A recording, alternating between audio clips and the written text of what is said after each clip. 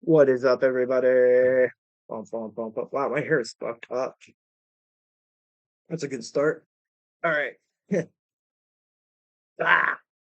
All right. How's everybody doing today? It is the 15th of January, 2025. I don't think I've ever said the date. I think I'm gonna start doing that now. But anyway, it's stream number 54. We lost the fucking droid cam again. Why does this keep happening? Oh, it's because it keeps going to an ad. That's some bullshit, huh? Come on. Yeah. Damn, I'm gonna have to fucking focus everything again.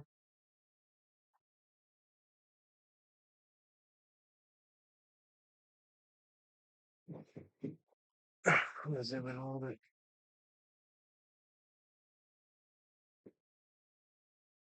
Okay. Yeah, I think that'll work. Okay. I gotta hand it to Droid Cam because, like, you can't, like, that watermark is fucking tiny. Like, I don't give a shit if I have to use that thing. I mean, maybe eventually I'll pay for it, but um, where did my pencil go? Man, we are off to a horrible start. I guess we'll use this one. The classy black pencil. All right. Anyway, this is the stream painting, and even though in those last three since I started this, I said I would only do it on stream, and this is the second time I've tried to film this because I forgot to hit. I hit record instead of like live, so there is going to be some work done on this since the last public stream, but I'm going to try to get the footage that I recorded to like upload like with it. I don't know.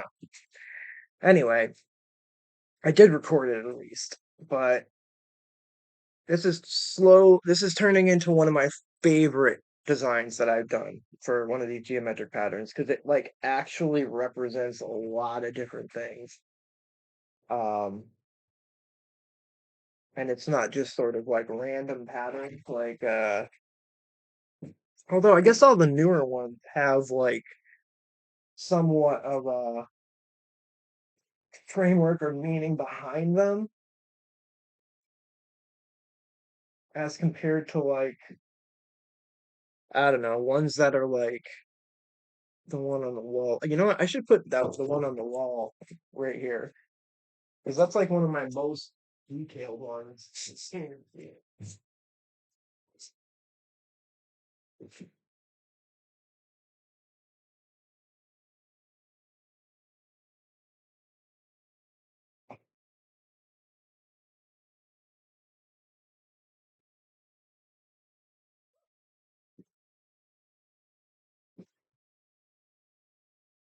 Fucking thing is nuts. I should actually switch those because this would be a little bit higher. Oh god. We got paintings everywhere.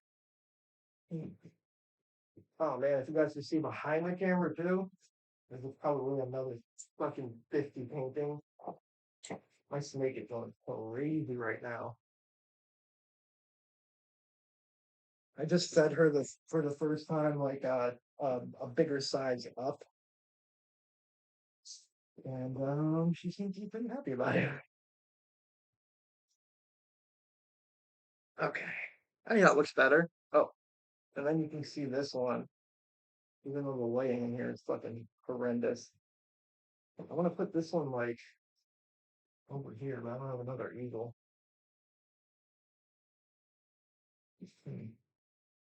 Where should I put this one? I guess I could like lean it up against it like that. Yeah, you wouldn't be able to see it anyway. All right, whatever. As long as that one did That one's visible. Okay. Oh, before I get started and forget to do this, here is GOODBADMAN stuff to check out for stream number 54. So I'm going to copy this and I'm going to pin it in the chat. And basically what this is a whole bunch of stuff that I think would be cool for you to check out if you've never seen it or heard about a lot of this stuff. So I'm just going to go over them real quick right now.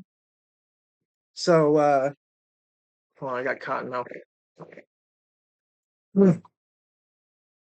All right, so for artists, we've got Kelsey Huckaby, who is on Instagram and Facebook. She's got some awesome work.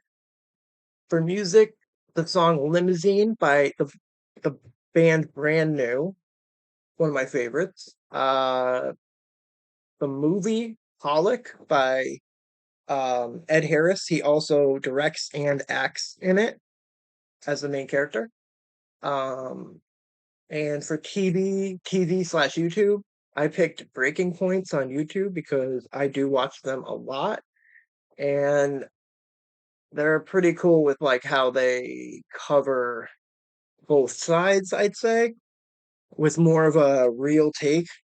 And then for book/magazine, we've got Quadrivium um by Wooden Books. It's like an anthology kind of type of book.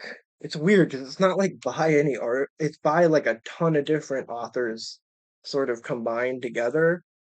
And it's a whole set of books. And they're the most, I keep talking about them, but they're the most amazing books that I've come across.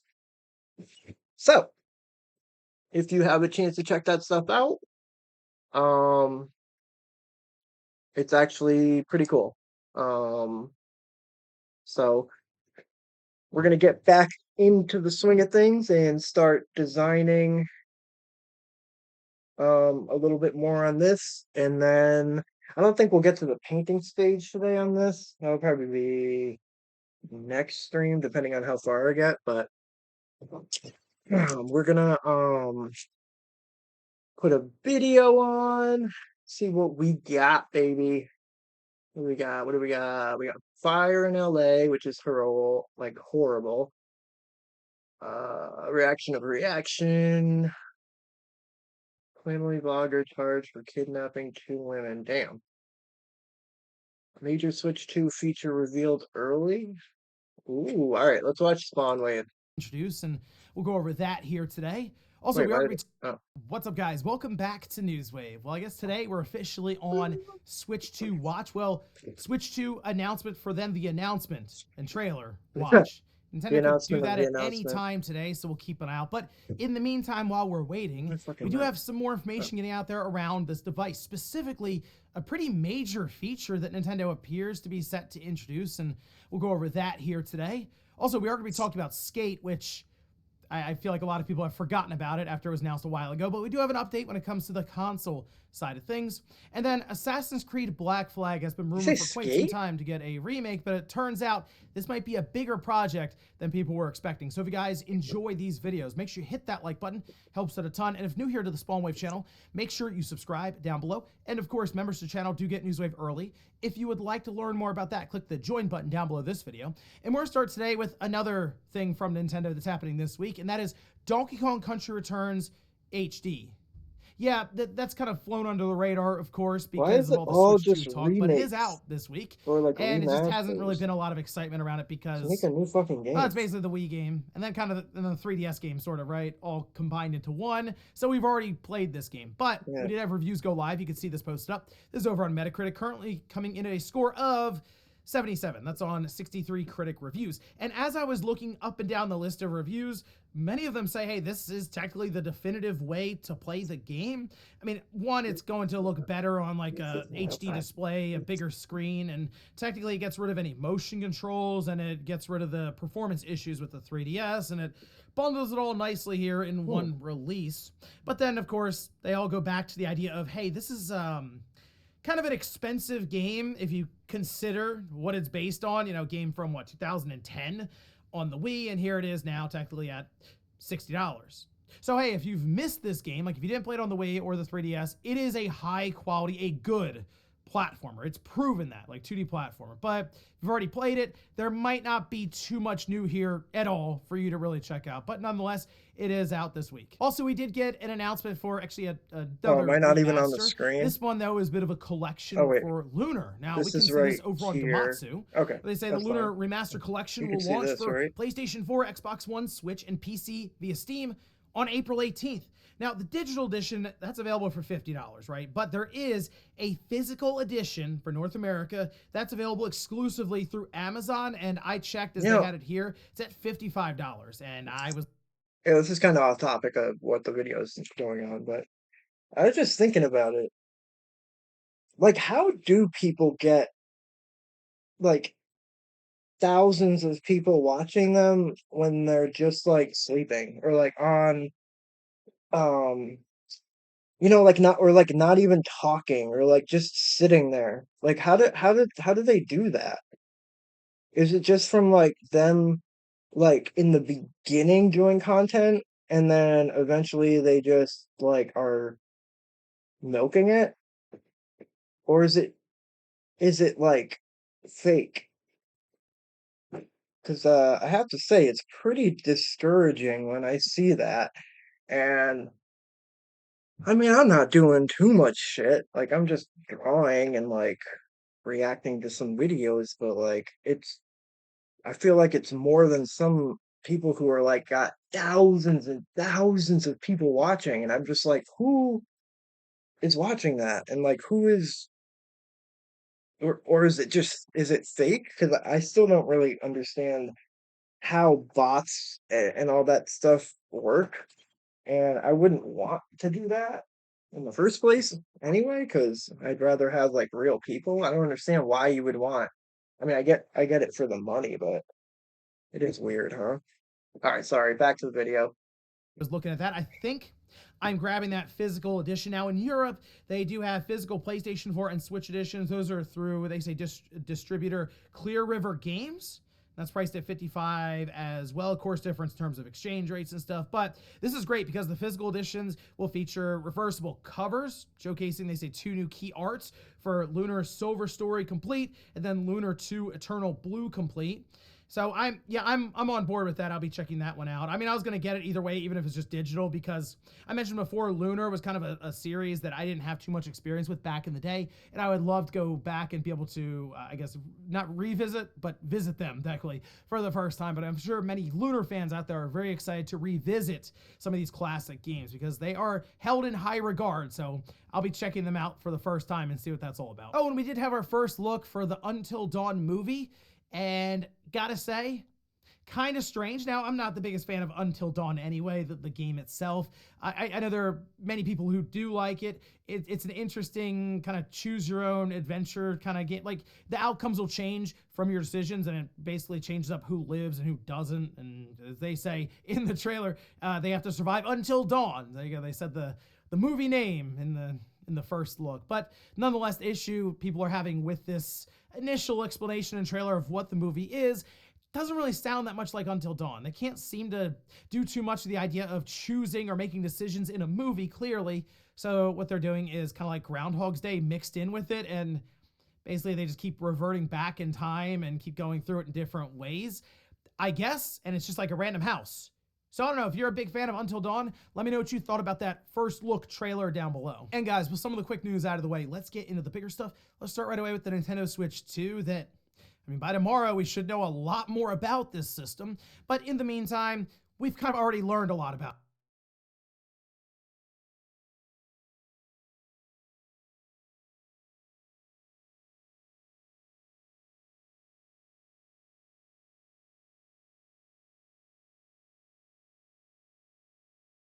It. And most of that's through different leaks and images and stories and reports getting out there. And now it appears even data mining is coming into play, which this is posted up. This is over on Discord. There's like a Switch 2 server that's set up. And I don't know how long my mic was off when I was just talking, but um, I think it was just for a couple seconds.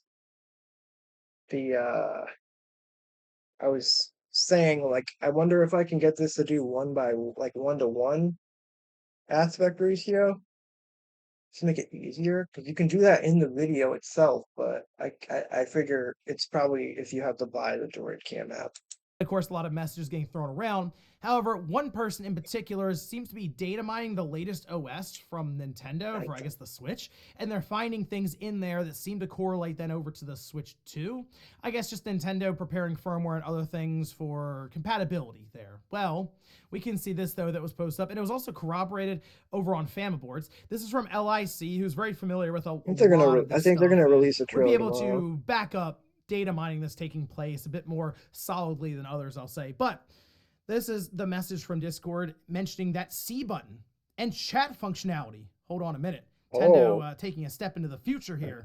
Data mines of the current Switch OS and exclusive SDK leaks have confirmed that the Switch 2 will have GC and VC. Now they had to go on to correct what that means, because let's face it, you see GC, we all think of one of the GOAT systems with the GameCube, clearly. Now this is for like group chat and voice chat. All right, so functionality, codenamed Campus. This is what the C button may be for, unconfirmed, but I'm 99.99% sure, which, yeah, if you codename it Campus and you have a little C there, that lines up. I would actually look to C, maybe standing more for community. And that, I think, is pretty exciting for Nintendo, which we'll get to here in a minute. But say that groups will support up to 12 Nintendo Switch Online subscribers, and there will be screen sharing. Nothing like Miiverse. Vimeo also isn't real, which we didn't cover that, but that was like this weird thing that was going back and forth, kind of playing into the idea of like a Miiverse video. I don't know.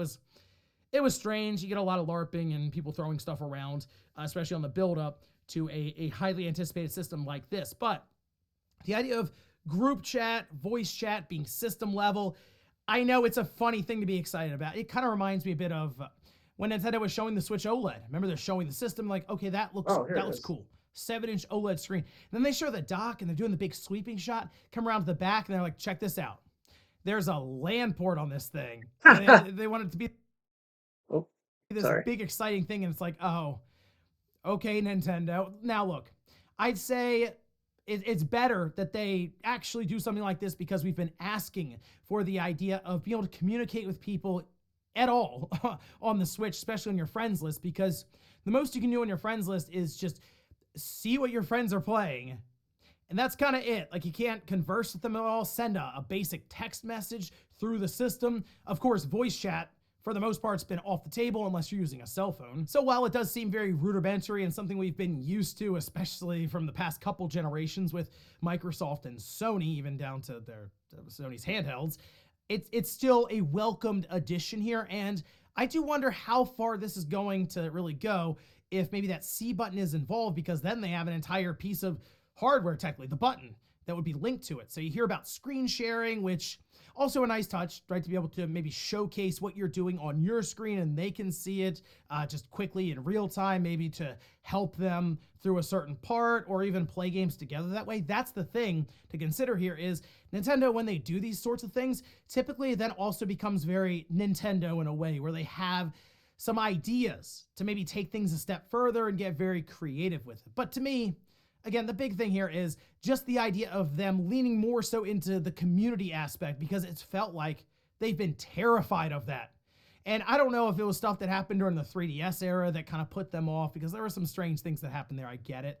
But it felt so disconnected for the Switch when it comes to the community and people who had the system. I mean, they didn't have like a Street Pass thing. You didn't have any way to link up easily into game. Like, it was halfway through the generation before Nintendo had a system set up to invite people into a game from the dashboard or the system level. And even then it felt very disjointed. And after all of that, the best selling game on the platform with the Switch was Mario Kart 8 Deluxe, which is a game that is known primarily for its multiplayer, whether it's local or, of course, online. So yeah, maybe going into this new generation, right from the start, system level, you figure out ways for people to interact completely in a game or outside of it, and maybe even go as far as to share screens and stuff. A lot of potential here. And if it is linked to that C button, and it's more of a community thing, I think that could be really, really cool for Nintendo. So, hey, again, we're going to find out soon, because if this new trailer that's been kicked around as mostly being hardware focused is correct, I assume that C button and that community aspect is going to be a major, major focus for it. Next up, let's talk about Skate, which was announced, like years ago at this point, and it was a very quick off-the-cuff sort of thing. And I kind of thought it would go away for a while and then eventually come back as this fully featured, full-priced game, right? A new entry in the Skate franchise. And since then, it's kind of evolved, or you could say even devolved into, like, I don't know, free-to-play, cell phones being included as well. I don't know. It hasn't necessarily gone the way I would have liked to have seen it, but it does at least seem that they are getting closer and closer to it actually coming out. Now, this was posted up over on their official Twitter account, where they say console playtesting is happening. If you want a chance to playtest Skate and help shape the future of the game, be sure to sign up to be a Skate insider through the link in our bio. So they are really looking to the community to help them create this game, which isn't a bad thing. Like, early access is a popular avenue for many smaller or medium-sized studios, sure. But in this case, it does seem kind of strange with Skate. And I know, I'm sure one of the ways they were able to pitch the whole thing to EA, or EA in general, was like, how can we make Skate work? Oh, online, live service, free-to-play style game. That makes sense for us, because it can just be ongoing forever. We'll just call it Skate, and we'll get phones involved. I was kind of hoping it would have just been Skate 4, and when they eventually showed it to us, it was like kind of ready to come out, or at least they were going to go away for a while and then come back with it after at least giving us the good news that it was in development. But it just, I don't know, it's been a strange thing for Skate compared to what and I'm sure many older Skate fans were hoping to see, especially if you remember back when it first dropped on the Xbox 360 way, way back in the day. But I am curious if any of you are in the playtest. Let me know down in the comments, because maybe this thing is actually going really, really well behind the scenes, and they're set to release an awesome, awesome experience with Skate, hopefully soon. But if, I guess, console playtest is like getting, I don't say getting started, but really getting moving now, I'm not really even sure when this thing is actually going to come out. And since it's been so long, how much further do you go before people kind of just lose interest because of that length of time? Next up, let's talk about a big time remake coming from Ubisoft that isn't officially announced yet, but there have been a bunch of reports around this thing, and it seems like everyone's sort of expecting Ubisoft to announce this probably in the next few months, and maybe even have this game out by the end of 2025, and that's Assassin's Creed Black Flag Remake. Now, they still have to get Assassin's Creed Shadows out there at some point, and the fact that that game's now been delayed twice does make you wonder if Black Flag Remake will make it out by 2025's holiday, since maybe they want to give a little more time to Shadows and push Black Flag into 2026. But nonetheless, we do have some more information around a game that I was kind of expecting to be a lighter touch-up for the remake. Like, the visuals and stuff will be improved. It will be set up to be more standardized for 4K visuals, and of course they do better texture work and other things. Maybe slightly refine the controls somewhat. Now, it looks like they could actually be doing a lot to this game. Now, this is coming from MP First, who, as we've already mentioned, was sort of making the rounds, finding different websites that artists and developers had in place, and one in particular seemed to be throwing around a lot of information about different games. In this case, we're talking about Black Flag. Of course, we can see this over on their website, where they say the Assassin's Creed Black Flag Remake will feature new systems with combat and ecosystems around wildlife specifically mentioned. There's not much else to mention beyond the team hoping that these new systems will make the classic an outstanding game to rebirth as the next-gen AAA game. So you hear about ecosystems, wildlife, of course, think about Black Flag where you're sailing around and stuff. So there could be some pretty cool encounters, I'm sure, on the high seas, but also when you go to different islands or continents, maybe you run into different wildlife there that they have refined and maybe built up to be bigger experiences, but also with combat and other new systems that I'm sure they've learned a lot from all the other Assassin's Creeds they've done since Black Flag, which was back in 2013. So think about that. It's been more than 11 years since Black Flag came out, and there have been many other titles since then. So yes, they have much more experience, especially in the large open world setting that I'm sure can apply to this Black Flag remake. But the thing I'm just happy to hear is it doesn't seem like something that Ubisoft is going, hey, let's just do some basic work to the visuals, change the combat slightly, and just throw it out there for I don't say a cash grab because you still have to do work to it, and the fans would like to see this game come out in a more upgraded state. But it seems like there is a bit more happening here, and that's exciting all the way around because I'm sure for many people this is like one of their top Assassin's Creed games, mine included, and I'll be picking this one up day one when it does come out. So here's hoping they're able to get it to market by holiday 2025, because I'd like to play this one sooner rather than later. And in our last bit of news, let's talk about the next big golf game that fans can look forward to, and that's PGA Tour 2K25. And it's actually out sooner maybe than people were expecting, because while it was just announced yesterday, it's actually out next month. Now we can see this over on VGC. They say 2K has announced PGA Tour 2K25. That's for Xbox Series X, S, PlayStation 5, and Steam. EA is doing the thing, though, where if you get the deluxe edition, you'll get it 7 days early. So they have that. That's technically February 21st is the real release date for it. But if you just stick with the standard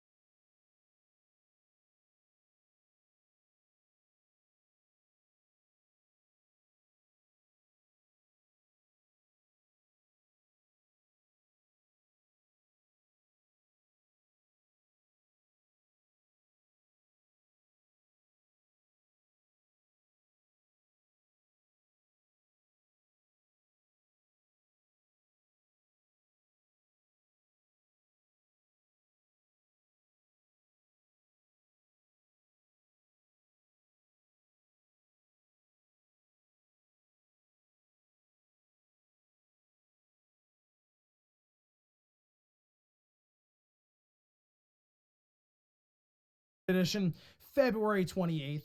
And you can see some of the trailer here as well. Next round, best round. It'll include a roster of 11 male and female golfers at launch. It'll also include 29 licensed courses, with more set to be released as free post-launch DLC, plus an enhanced course designer tool, Top Golf mode, and Clubhouse Pass. Those are both returning. Of course, can't forget the dressed up battle pass here.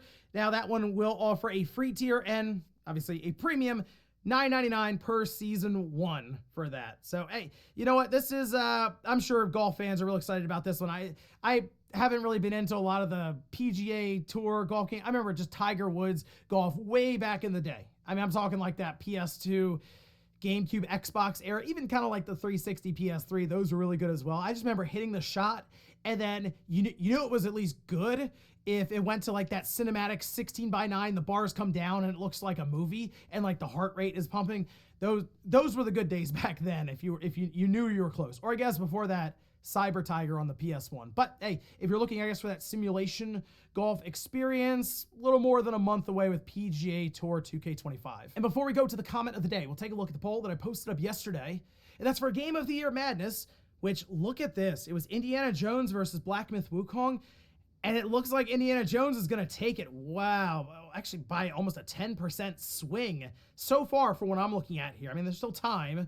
You never know. There could be a massive comeback that happens overnight or something. But like, wow, that's big time. Indiana Jones, I'm telling you, I think Indiana Jones would have actually had a shot at the Keighley Game Awards if it had come out in time. And that's a real shame because it's a high-quality title. If you have not played it yet, fully recommend it.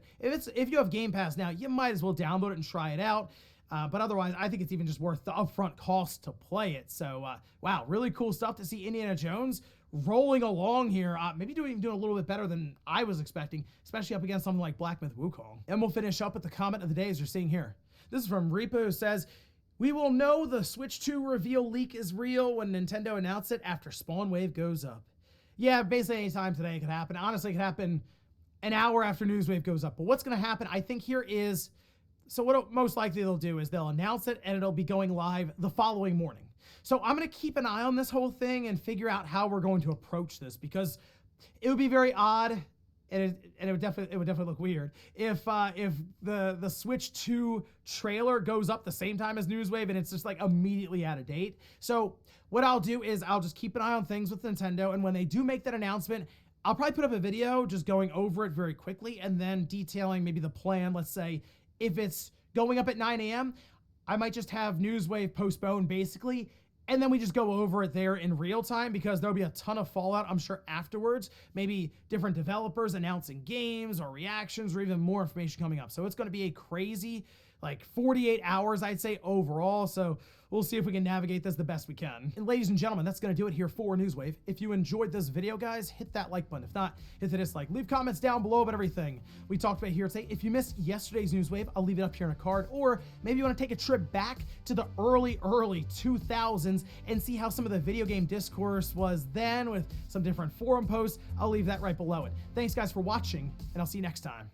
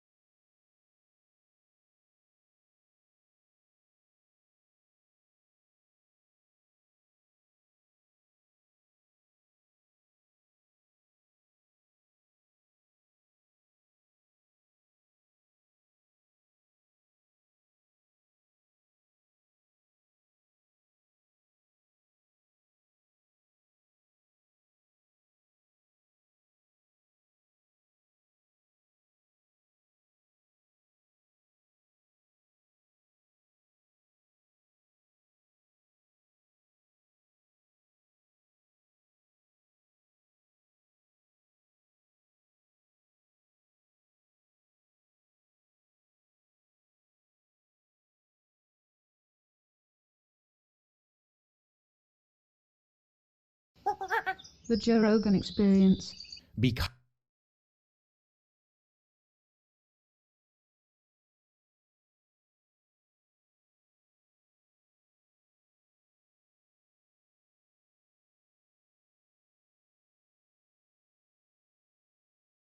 of this claim that they say they saw Jesus resurrected.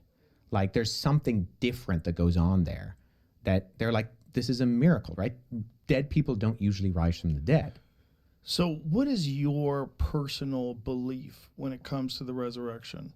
What do you think happened? Do you have a belief, or do you just try to interpret the text and try to see what is the message? Well, I think, so as a historian, I do think it is a historical question. You have a guy who objectively lived, he objectively died, and then individuals close to his inner circle claim that they see him not dead. Right. Again.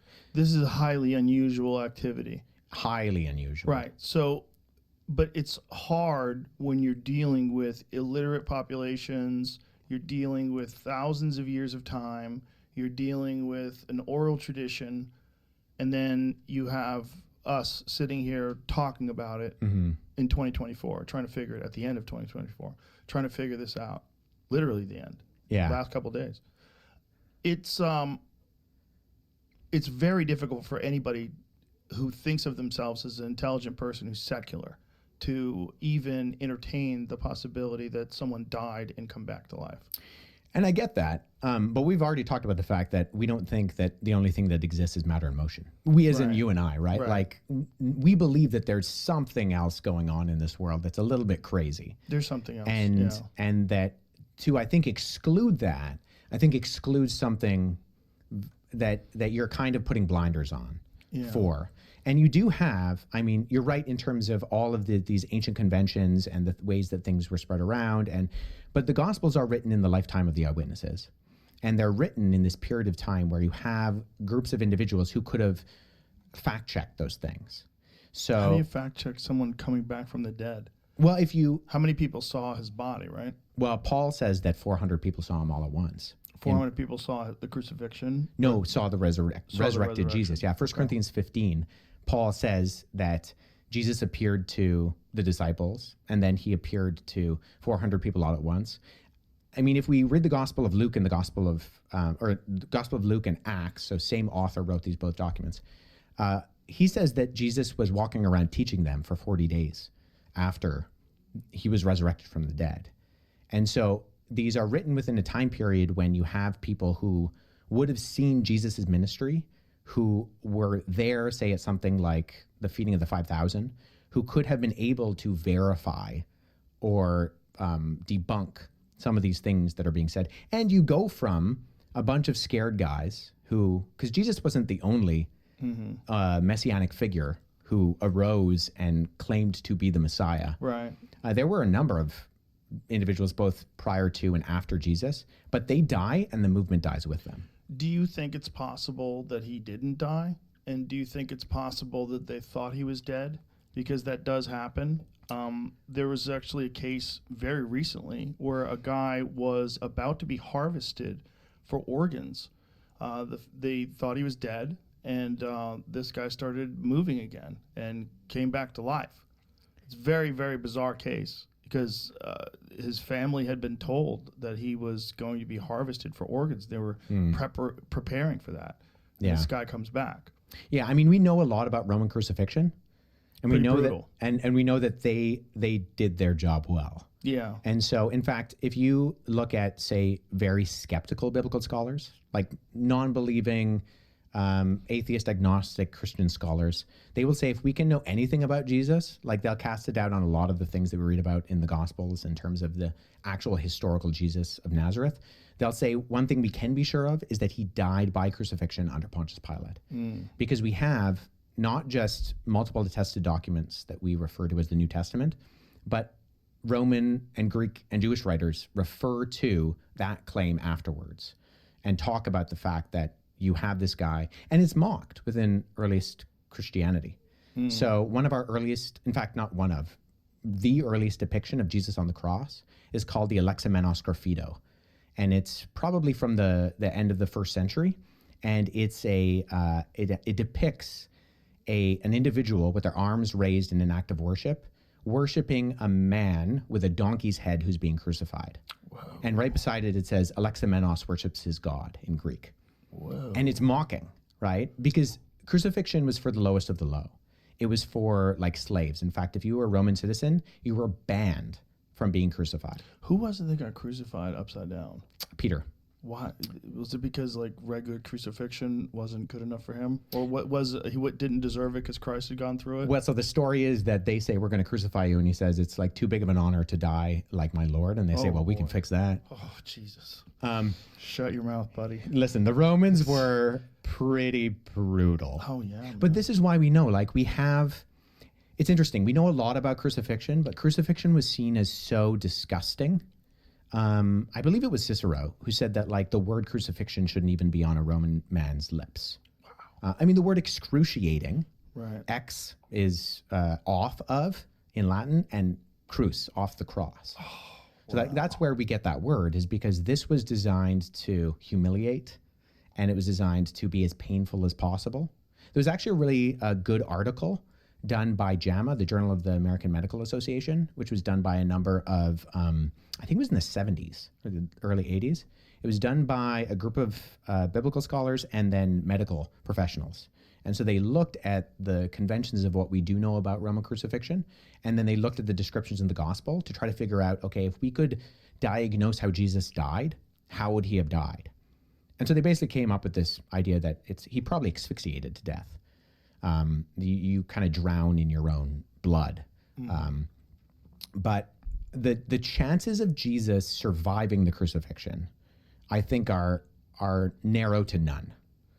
And the chance of him appearing 3 days later completely fine, I mean, if the first thing you do, if you survive a crucifixion and then you go and you find your disciples, the first thing you say is not, peace be with you. It's get me to a hospital, right? Do they have them back then? No, not really. Also, are we entirely certain of their measurement of days?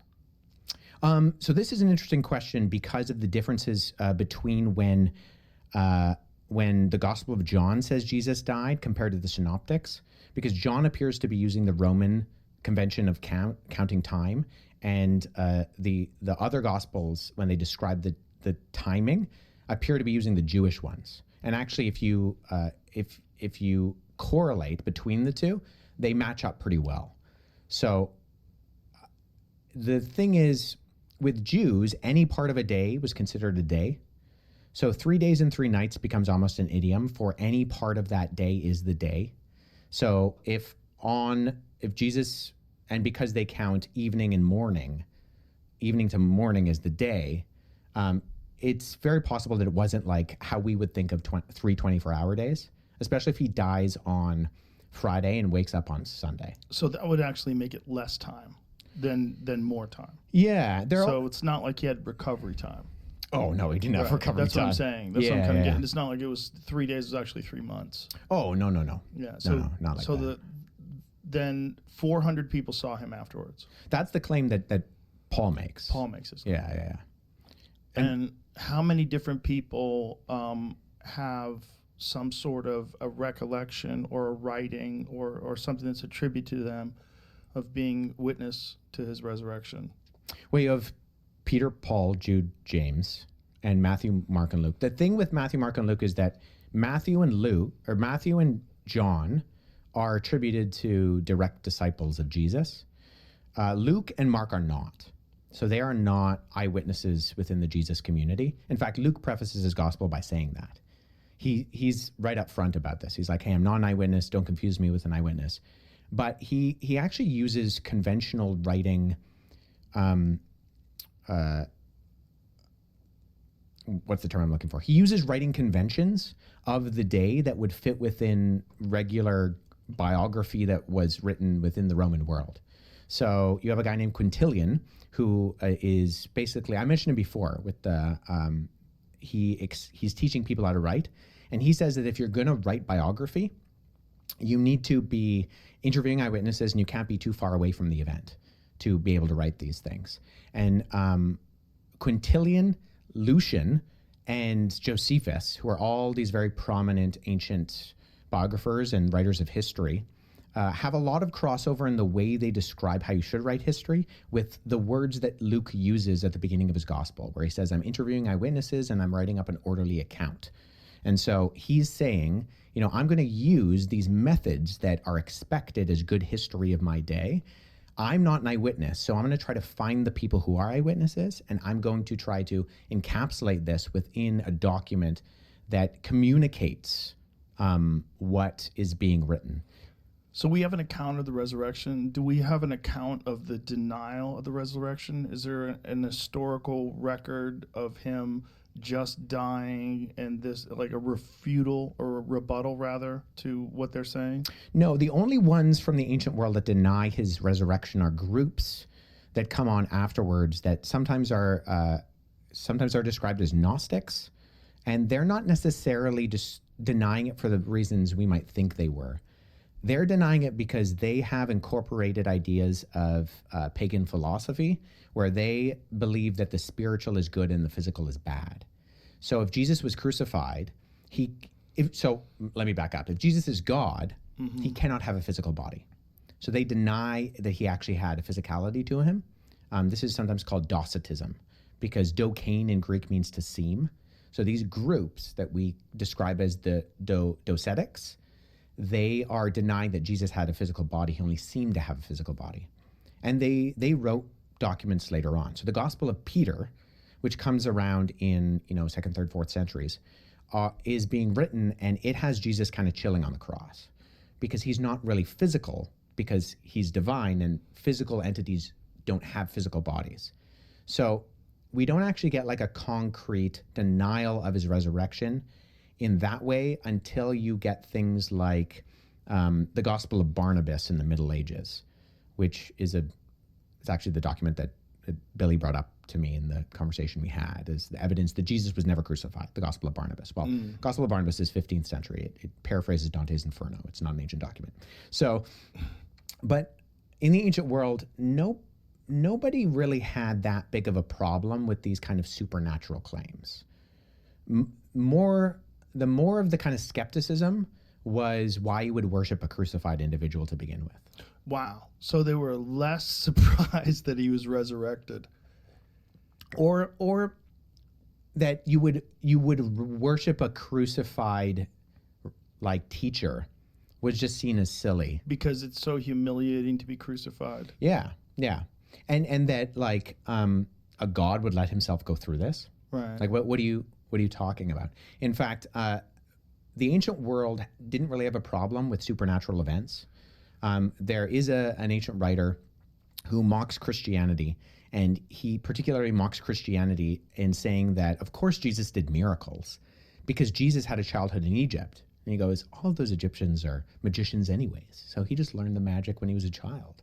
So he actually confirms, incidentally, two things: that the narrative in the Gospels where it says that the Holy Family fled to Egypt during the reign of Herod, he corroborates that he actually thinks that happened, and that Jesus did miracles. He just attributes the miracles to Jesus being a traveling magician anyways. And, you know, anybody who lived in Egypt knows some magic. That is what's really fascinating, that the mindset of the people that lived back then was that whatever was going on in Egypt was so crazy that they had to be magicians. Yeah. Yeah, but everybody believed in supernatural events. Like, there's no such thing as like a secular work in the ancient world. Even Plutarch, who's one of the most famous biographers in the ancient world, he wrote 90 biographies, of which 60 still survive today. He was a priest of Apollo. So, like, he's already assuming that the gods exist, that crazy things are going to happen in the world. And so they didn't have a problem with people doing miracles or crazy things happening. Well, that's also why it's so interesting trying to put your mind into the context of people that lived back then when you try to interpret what these stories were all about, because they did believe in things that weren't real. So when they talk about this thing that we're supposed to believe is real, when you have all this evidence that they believe things that aren't true, it's interesting, right? Because, like, you're now saying, yeah, but this one really was true, right? Well, there's so many different things that they thought of and believed that weren't true. Yeah.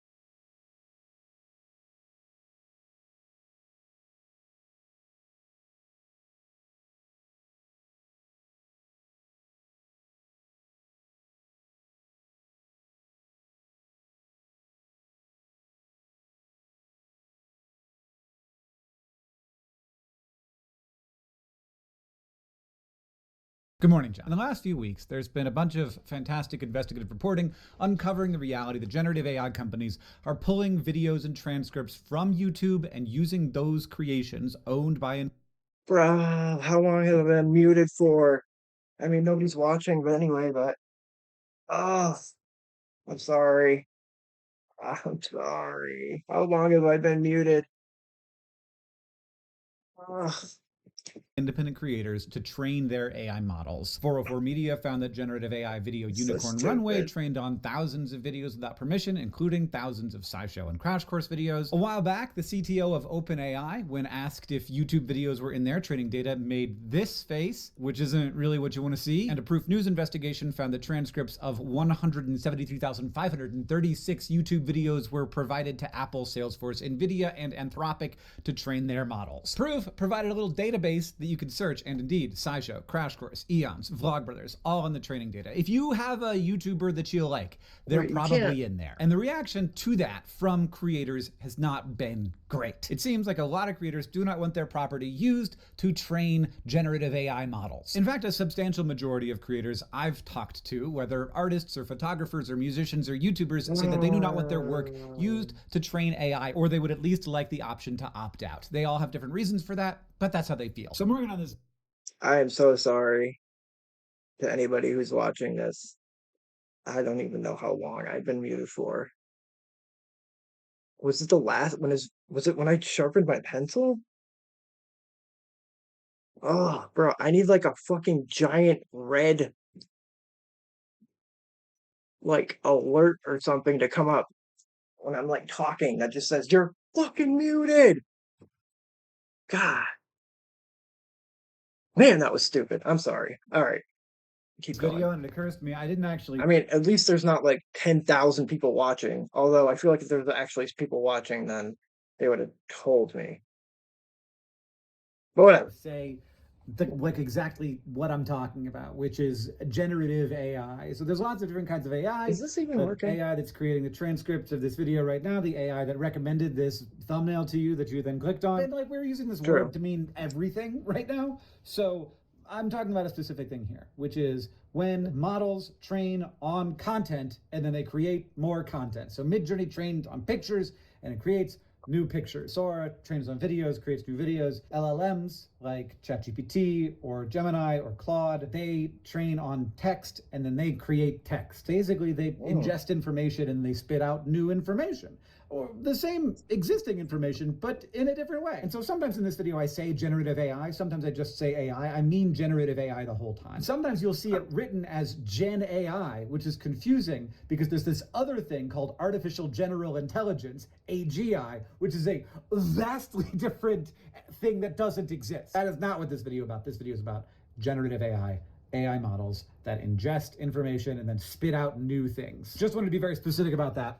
And now we're going back. The company that I founded, from what I can tell, actually has more videos than almost anyone else in this database of videos that was used by these massive companies to train their generative AI. Marquez Brownlee has 9, Mr. Beast has 19, Mark Rober has 24, Minute Physics 85. Meanwhile, Vlogbrothers has 188, SciShow has over 300, and Crash Course has 982. Seems like whoever made this database is kind of a fan of ours. In which case, I'd like to say, rein it in. The only channel I've seen that has more videos in this data set than us is Khan Academy. TED-Ed has over 400, MIT has hundreds as well, making it fairly clear that educational content in particular is pretty valuable for training large language models. Another reason why I think it might make sense for some people to make different decisions about what they'd like to do with their content. Just saying. Now, it's probably important to explain why people are upset about this. Why do creators feel like they're being ripped off? And there's basically 2 ways to imagine this, although there's of course a spectrum between them. The first perspective is that these computer programs are just learning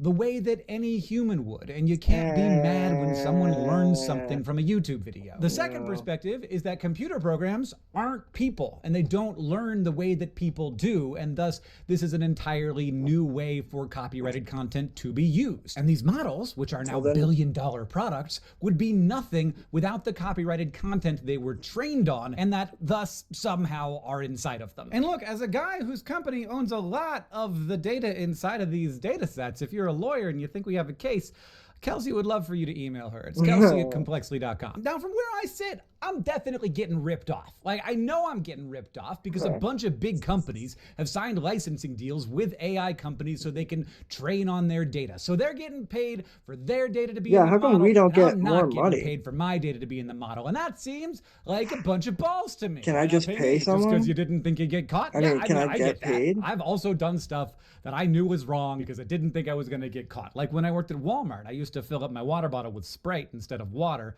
before bringing the carts in. This is kind of like that, except instead of the Sprite, it's, you know, the property of 50,000 individual independent creators who all have fairly big audiences, and those audiences will absolutely go to bat for them when asked to. But let's cross that bridge when we come to it. I think there's maybe a more important thing to hit first. I think there's a question that has been bubbling around in the background of all of this that a lot of people are maybe a little bit afraid to ask. If you can tell what different things are hidden in this painting or this design so far, definitely put them in the chat.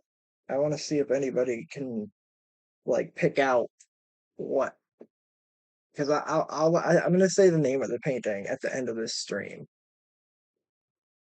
If it's bad for all these companies who we do not have much of a relationship with to yoink our videos and then train generative AI with them, how would we feel if a company that we did have a relationship with was doing that? In short, The question is, does Google train its generative AI models on videos owned by YouTubers? To get to the bottom of this question, I would like to show you 2 clips from a Bloomberg interview with Neil Mohan, the CEO of YouTube. Do you believe that YouTube was used to train Sora? If it was being used, would that be against your policy? It would be. When a creator uploads their hard work to our platform, they have certain expectations. One of those expectations is that the terms of service is going to be abided by. Our terms of service does allow for YouTube content, some YouTube content like the title of a video or the channel name or the creator's name to be scraped, because that's how you enable the open web, but it does not allow for things like transcripts or video bits to be downloaded, and that is a clear violation of our TOS.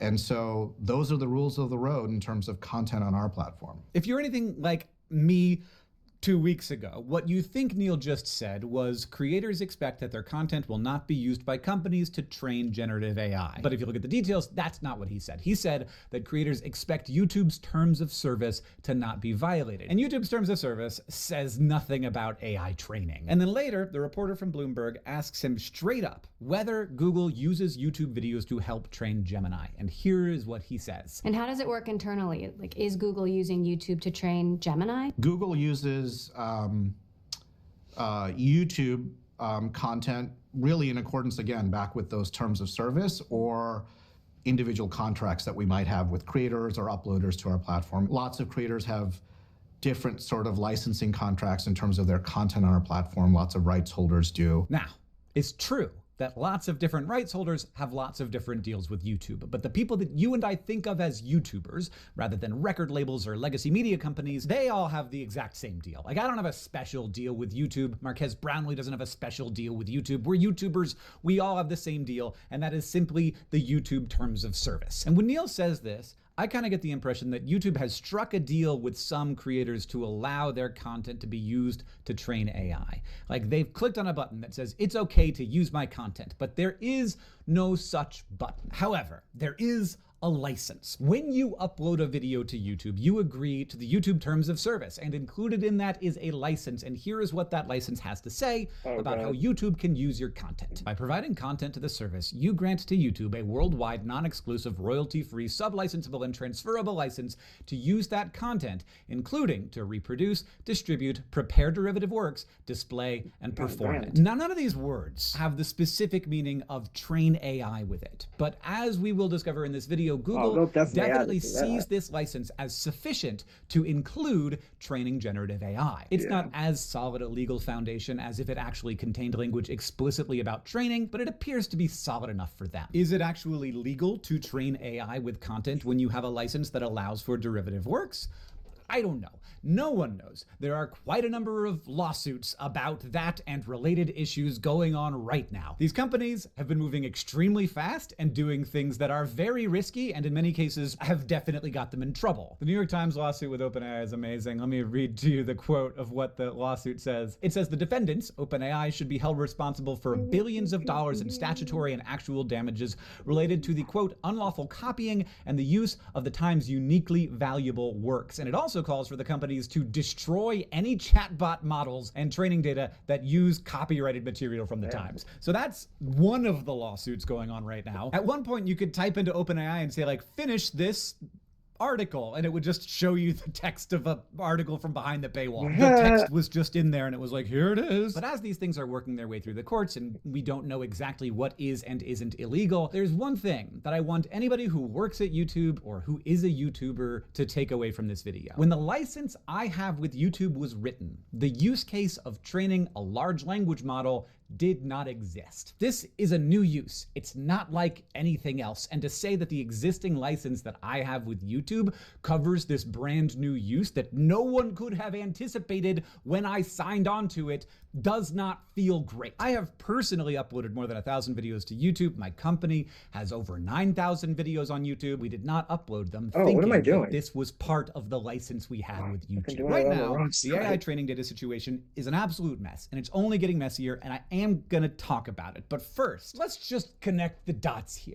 Neil says that lots of creators have different licensing contracts, and that any training that may be happening, though he doesn't say it definitely is, but if it were happening, it would be in concert with the terms of service. And that terms of service explicitly allows, as we have seen, for Google to prepare derivative works of content owned by YouTubers. So, I don't know why he doesn't say it, but it seems pretty clear that when he says some portion of the YouTube corpus may be being used to train Gemini, the portion he means is the part owned by independent creators who are operating under the standard YouTube terms of service. I think it'd be a little weird for me to speculate about why exactly YouTube is being so obtuse when it comes to this stuff. So instead, I just asked Gemini. They might be concerned about using copyrighted content like YouTube videos because that could raise legal and ethical issues, and also admitting to using user-generated content without explicit permission could lead to negative publicity. But of course, Gemini may display incorrect info. Now, for additional context on all of this, specifically the part where YouTube believes it has the right to train generative AI given the derivative works clause of the terms of service, I have one short thing to say, one medium thing to say, and one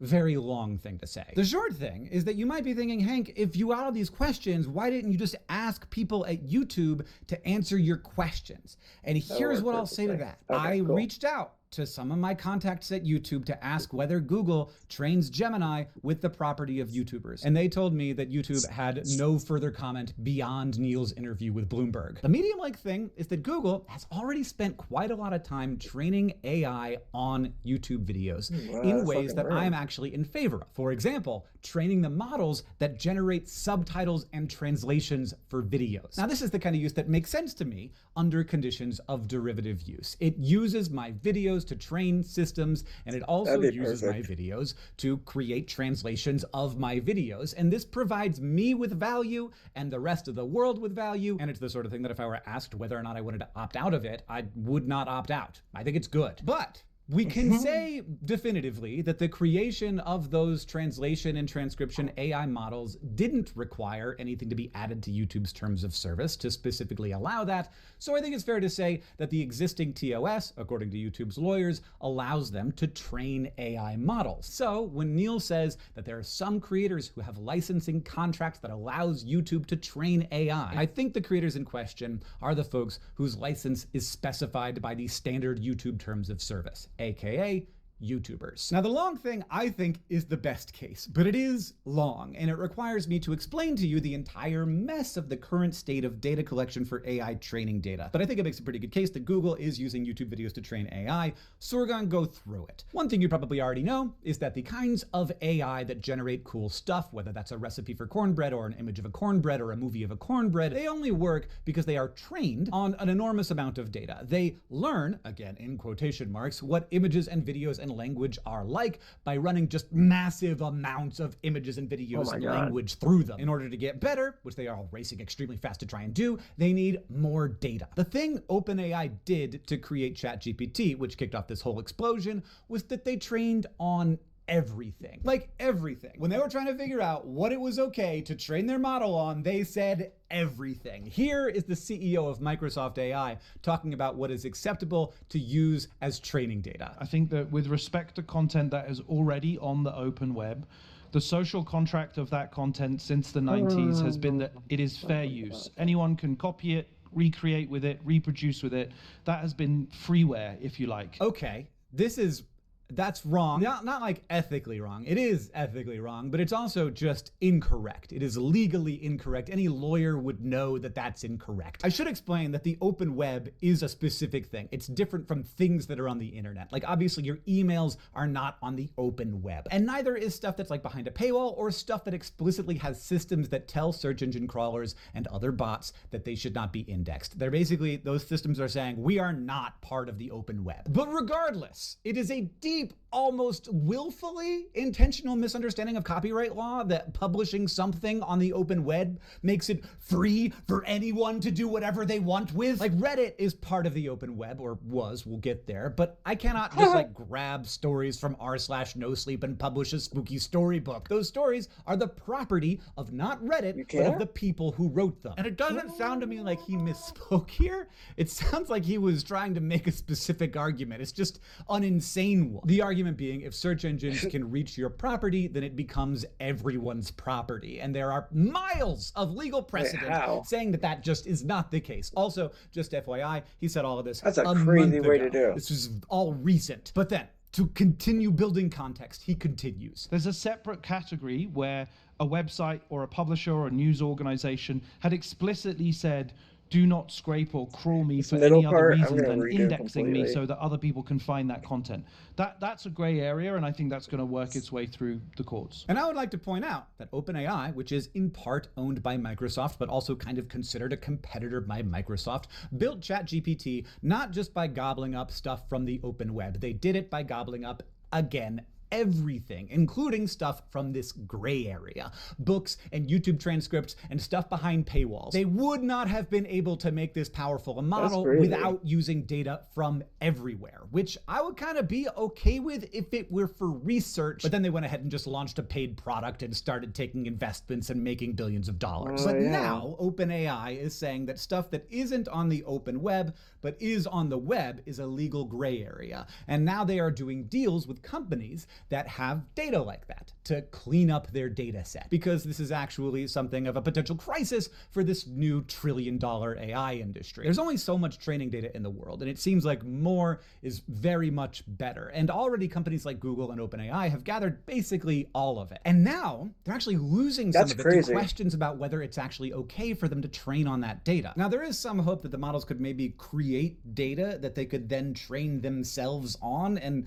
you know, I'm not an expert, but that sounds silly. They need data to make these extraordinarily powerful, mind-blowing inventions. So there is a battle brewing about what content is and isn't okay to use in these models. And to explain this to you, and I know this is already taking a long time, I need to tell you about robots.txt. There are computer programs that spend all of their time crawling through the internet, reading web pages, and storing data they find there. This was the genius innovation that basically made the web possible. It made search engines possible. Computer programs following links around and grabbing information from the websites they discover. That might be the title of a page, or the whole text of the page, or just some hidden metadata. And pretty much every website has a public file that you can find by just typing /robots.txt after the .com. Here is YouTube's. I'll give you a little tour of it. It starts off with a Flight of the Conchords reference. It is the distant future, the year 2000. Because you could put whatever you want in a robots.txt file and someone at YouTube is still allowing fun. But then after that, there's some instructions for robots. Down here, you have a little asterisk, and that means everyone, and there's a list of pages that the robots are not allowed to go to. Now, for clarity, the robots could go to any of those places, but if they do, they will be violating YouTube's rules, and possibly, depending on what they do with the data they gather, they could be sued. But any robot is allowed and even encouraged to go to tons of places on YouTube. Video pages, channel pages, category pages, all of the places YouTube wants folks to scrape data for search engines and other internet products, because the open web is good for everyone, and without people allowing this data collection, search engines wouldn't exist and the internet would suck. There's a separate group, Google Media Partners, and their robots can go anywhere on YouTube. So if you are defined by YouTube as a media partner, you have free reign. And I only mention that because robots.txt can differentiate between what different robots are allowed to do. So if you are in a legal agreement with YouTube as a media partner, you have free reign. All media partners disallow nothing, basically allow everything. Robots.txt was the original way websites told other companies what parts of their site it was okay to scrape. It has since then gotten significantly more complicated, because sometimes you want some stuff in an area of a website to be able to be scraped, like titles and thumbnails, but not other things, like transcripts and videos. And that is what Neil was talking about in his clip. So let's listen to that again. Our terms of service does allow for YouTube content, some YouTube content like the title of a video or the channel name or the creator's name, to be scraped, because that's how you enable the open web, but it does not allow for things like transcripts or video bits to be downloaded, and that is a clear violation of our TOS. What's worrying him and what is going wrong is that companies are using these robots to scrape data from YouTube that YouTube says they are not allowed to scrape. They're just computer programs, they're not actual robots. That's against YouTube's terms of service and possibly against the law. And you think maybe this is the time when we're gonna bring it back around to YouTube because I'm talking about YouTube again, but no. No, I have to put a chill into your spine by showing you something wild. Here was Reddit's robots.txt file a month ago. It's got a bunch of fun little cute nerdy references buried in here because someone at Reddit is still allowing fun. But also they disallow some specific web crawlers, and then they disallow web crawlers from scraping some specific parts of Reddit. But almost all of it is open to any search engine that wants to index Reddit. And why wouldn't they do that? Search engines are a huge part of Reddit's traffic. Well, here is Reddit's robots.txt today. Skipping over all the stuff at the top, user agent, everyone, disallow all. No robots allowed. What the hell is going on? OpenAI, all of a sudden, after launching ChatGPT, ended up being worth like $86 billion. And Anthropic, Google, Apple, Meta, Nvidia all started desperately wanting to build their version of a powerful LLM. Doing the same thing OpenAI did by using all of this training data they could pull from all over the internet. And if you're watching the Olympics, you're seeing Google's ads. There is something here. No one's quite sure yet what it is, but it is something. They are touting it like crazy. Now, it all might come tumbling down at any moment because of copyright issues or just because there's not much there actually there, but there is something that they think is there. And like the CEO of Microsoft AI said, if it's part of the open web, meaning it's okay for a web scraper to scrape it, then that is fair game to put in the training data. Reddit saw the writing on the wall and was like, yeah, absolutely not. Like, if the legal relationship is going to be, if it's okay to scrape you for search, it'll be okay to scrape you for training data and summarization, then it's not okay to scrape us for anything. User agent, everyone, disallow everything. But they will happily do deals. And they have done deals, both with OpenAI and with Google, saying that if you pay me, you can train on our data, and we'll even send that data straight to you, so you don't even need to use web scrapers. And that way we can keep our robots.txt file a virtual wall of nope. But here is where we come back to YouTubers. Did you forget we were talking about YouTube? Yeah, this has an implication on the YouTube situation because the information that Reddit is selling is not Reddit's. Reddit is selling access to the door, and once you're inside, you can have whatever's in there, but none of that stuff was created by Reddit or owned by Reddit. It was created by Reddit's users, and those users own those creations. But Reddit sold the ability to train AI on those creations. What? How is that possible? Now again, no one has any idea whether it's okay to train AI with creations from people who did not want to be in the training data, but Reddit does have a license with the people who create content and post it on Reddit, just like YouTube does. And here is what that license says. When your content is created with or submitted to the services, you grant us a worldwide royalty-free, perpetual, irrevocable, non-exclusive, transferable, and sub-licensable license to use, copy, modify, adapt, prepare derivative works of, distribute, store, perform, and display your content. This sounds a lot like the license YouTube has with YouTubers, specifically that derivative works phrase. And the license that Reddit has is sub-licensable and transferable, meaning they can sell the rights they have to Redditors' work to other licensors, like they just did with Google. So if the derivative works clause is good enough for Google's lawyers to say they can train on copyrighted content from Redditors, it's good enough to train on copyrighted content from YouTubers. I told you it was long, but that's my case. You see how it all connects together? That's the case that I have built. They are definitely doing it with some YouTube content. They say it's the YouTube content. They have a license agreement that allows for that use. And they say that this particular license agreement that they have with every YouTuber allows for this use. They believe it's fine to do with Redditors' copyrighted content. I think they think it's fine to do with YouTubers' copyrighted content. And I would like to say, I think that they are wrong. I do not know whether it's legal. That's gonna take a long time to figure out. I just don't think it's right. I've been uploading videos to YouTube for over 18 years. I love it. There are so many good people who work there, and everybody I've ever met seems to understand that they are an engine of a creative revolution, and they take that responsibility super seriously, like far more seriously than any other major player in the space. I like Neil. I think he's a fantastic leader. I'm glad to have him at the helm, and I want this to be clear. I am not and cannot be coming at this story as a journalist.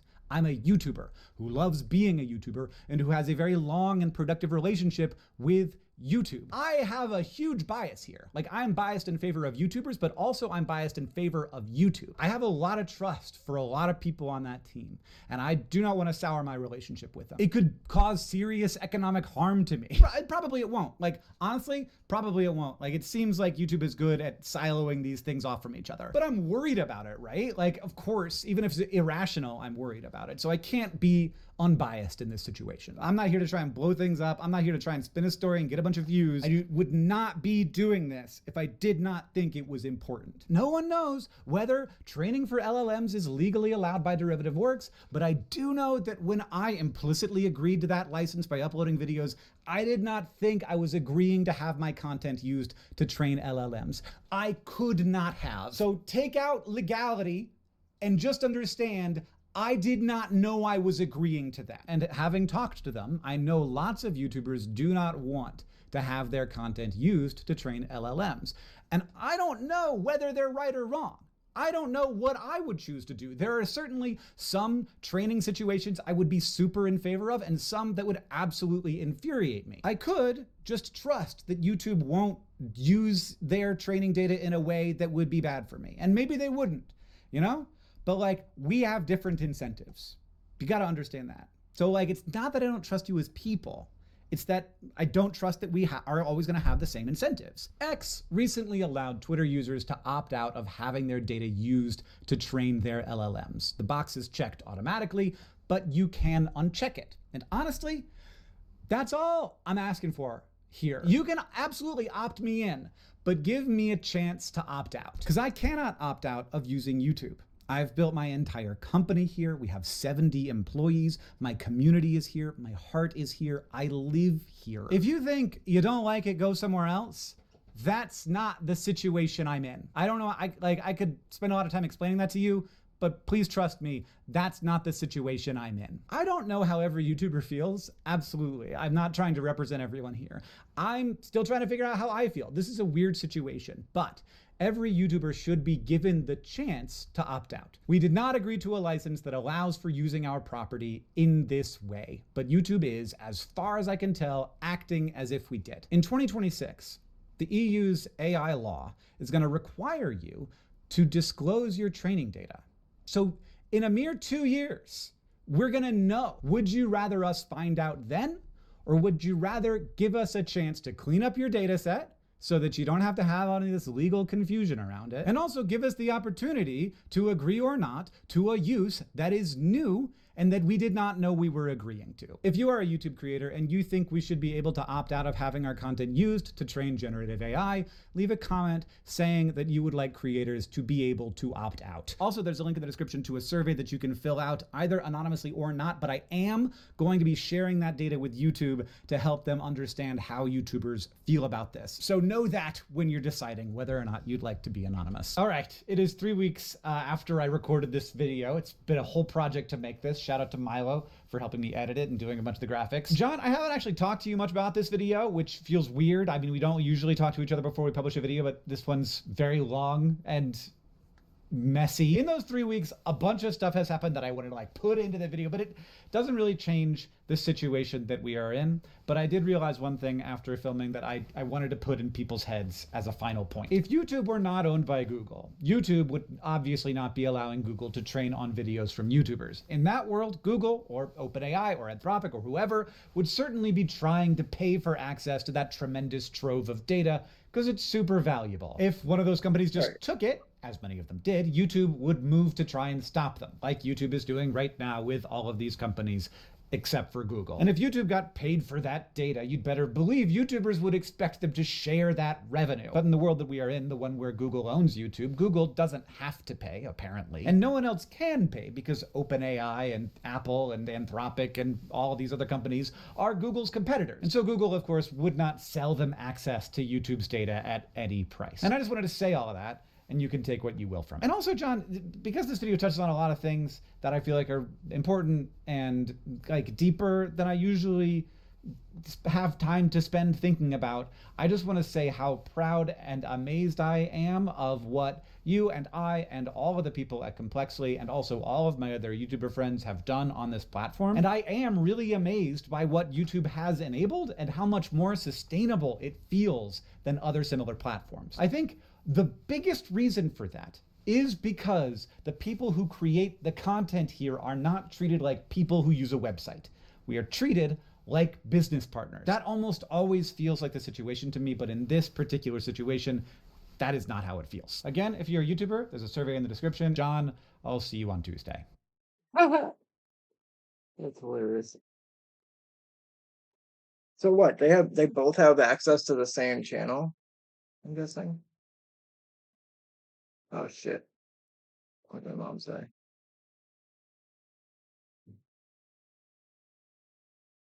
Oh. All right, let's hit that roulette button, baby.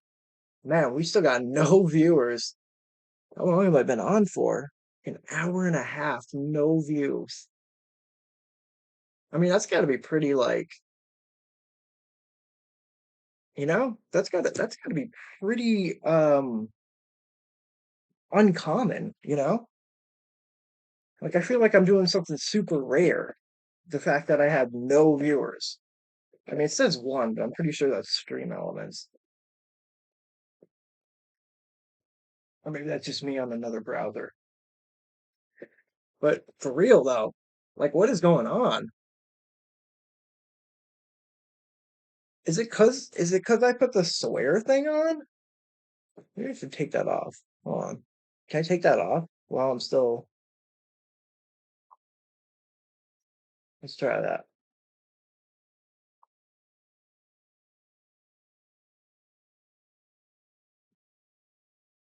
Like, when you go to Twitch, like, what the fuck shows up? I mean, obviously, it would show the most, like, the most people on? Damn, 2.k viewers? 5.8? 2.8? 2.7? What? This guy's got 23 viewers. Red Dead Redemption 2. Here, let's, Can I get you anything besides water? Oh, shit, whoops. Here, I'm just gonna follow him. You guys can't see this. Sorry.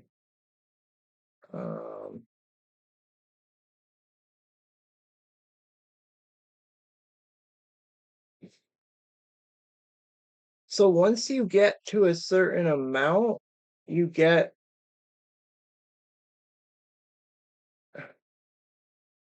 So he has 1.2k followers.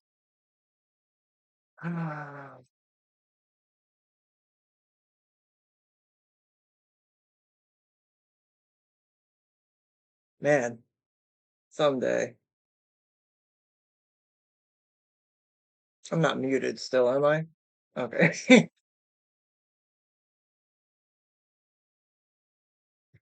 I gotta say, it is kind of discouraging, but I don't know. Maybe it'll change. I don't know. I mean, I'm having fun. I just wish there was, like, other people having fun, too. That's okay, though.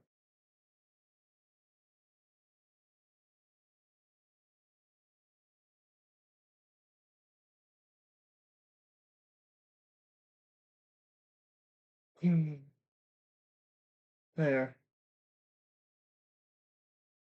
See if this... Oh, wait.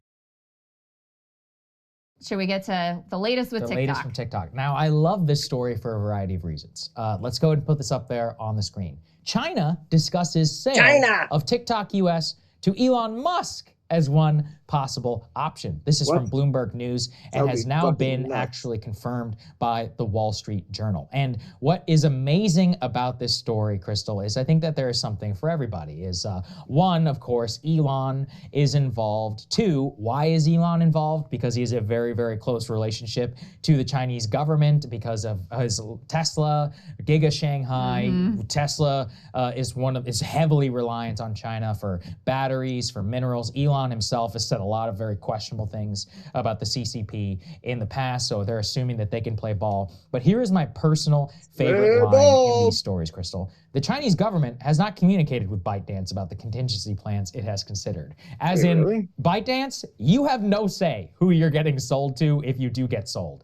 You will be sold to whoever China decides that you will be sold to. kind of validates the reason why I think it should be banned, doesn't it? Is that they have literally zero control over their own corporate affairs. And in fact, ByteDance replied and commented on the story and was like, we have no comment on this supposed fiction. And it's like, guys, it has nothing to do with you. That's what you don't seem to get. The reason why the Chinese are considering selling to Elon is for 2 birds with 1 stone.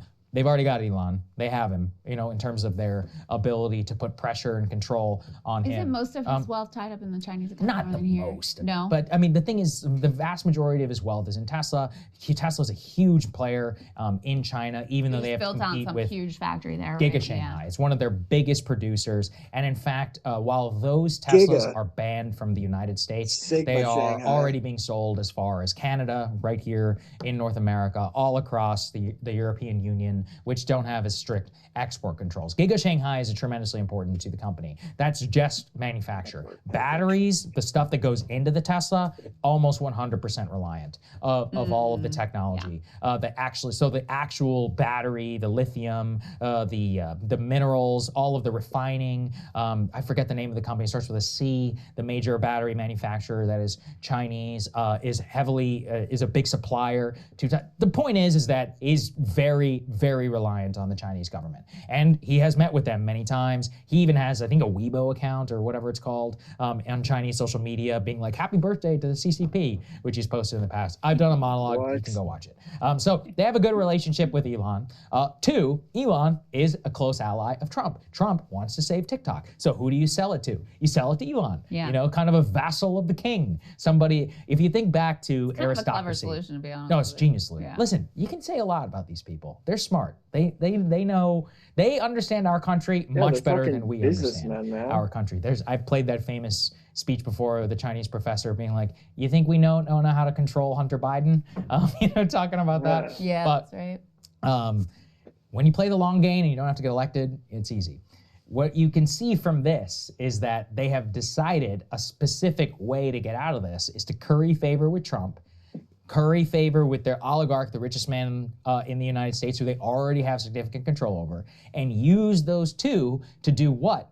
We concede on TikTok, which at the end of the day, TikTok is worthless to China. And in exchange, we get what? A nice little deal on tariffs. Maybe we say that this is a big gesture to Donald Trump, to Elon. We curry all this political favor, and maybe we get Elon to stop posting certain types of things about Uyghurs or whatever. Oh, who knows? Maybe we do a little bit of China, Taiwan trading and all of that. And I honestly think that you have to give them credit. It's smart, you know, for what they do. They saw this. They're just going to tell ByteDance what to do. ByteDance has zero say over its own affairs, but by facilitating said sale, they already know Elon has Twitter. They also know that if anybody has the amount of wealth and the ability to tap hundreds of billions of dollars in credit lines if needed, as long as a network of wealthy friends to buy TikTok, they may even sell it to him at a loss. They don't care about the money because let's say they sold it to him for $100 billion and he saves, and then Trump gives them a favorable tariff rate. They save what, $600 billion a year? That's nothing to them, you know? Yeah. TikTok is just a pawn in all of this. So honestly, it's a genius solution. We really do have to hand it to them. I mean, and we'll see if it happens. Obviously, like you said, TikTok says it's pure fiction, blah, blah, blah. Right, but they have they don't know because they don't even control their own company. This guy, the Singaporean or whatever, he works for the guy in the ByteDance. Like he doesn't even, he's a subsidiary of his own company. And then that company is a subsidiary and foreign policy arm of the Chinese government. So the labyrinthian way that this all works is just always so hard to explain to a Western audience because it's so foreign. In Asia, this is very common. Like Samsung is an extension of the Korean government. Toyota is an extension of the Japanese government.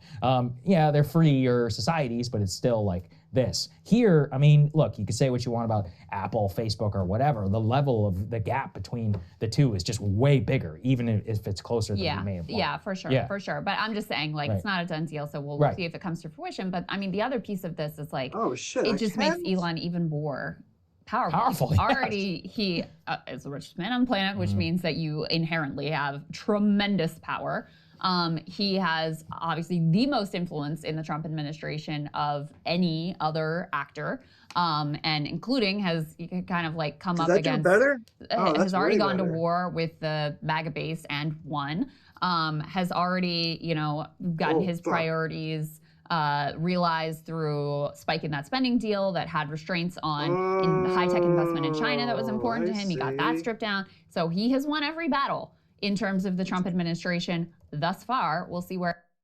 Okay, so if I get the pro mode of this Droid Cam app that I use with my phone, so the camera up here, I'll be able to control it by my computer, which might work a little bit better. But man, what a slow day though. Holy crap. I should start going back to naming my streams 0 stream number fucking 200. Hold on.